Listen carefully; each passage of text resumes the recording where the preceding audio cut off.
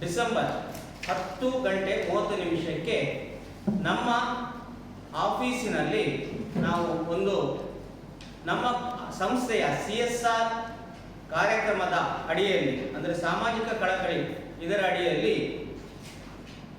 ಜಿಲ್ಲಾ ಪಂಚಾಯತಿಗೆ 6 ಆಟೋ ರಿಕ್ಷಾಗಳನ್ನು ಕೊಡುವ ಬಗ್ಗೆ ಒಂದು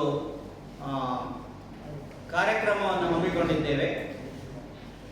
ಈ ಎಲೆಕ್ಟ್ರಿಕಲ್ ಆಟೋ ರಿಕ್ಷಾ ಇದನ್ನು ಹೆಚ್ಚಿನ ಕಡೆ ಇನ್ನೂ ನಾವು ಯಾವುದೇ ಕರ್ನಾಟಕದ ಭಾಗದಲ್ಲಿ ನೋಡಲಿಕ್ಕಿಲ್ಲ. 1-2 ಅಲ್ಲಿ ನಡೀತಾ ಇದೆ. ಇದು ಒಂದು ಪರಿಸರ ಸ್ನೇಹಿ ಹಾಗೂ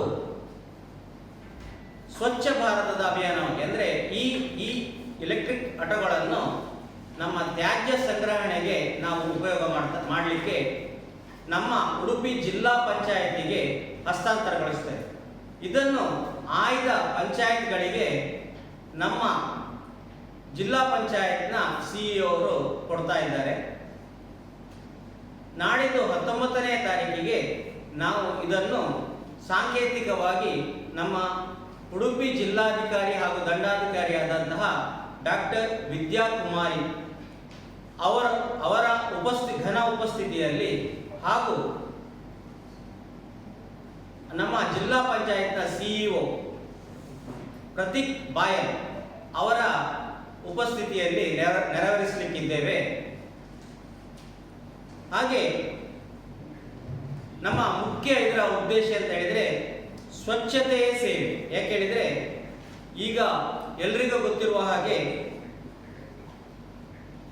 ನಮ್ಮಲ್ಲಿ ಆಗುವಂತಹ ವೇಸ್ಟ್ ಅದನ್ನು ಮ್ಯಾನೇಜ್ ಮಾಡೋದೇ ಒಂದು ದೊಡ್ಡ ಸಮಸ್ಯೆಯಾಗಿದೆ.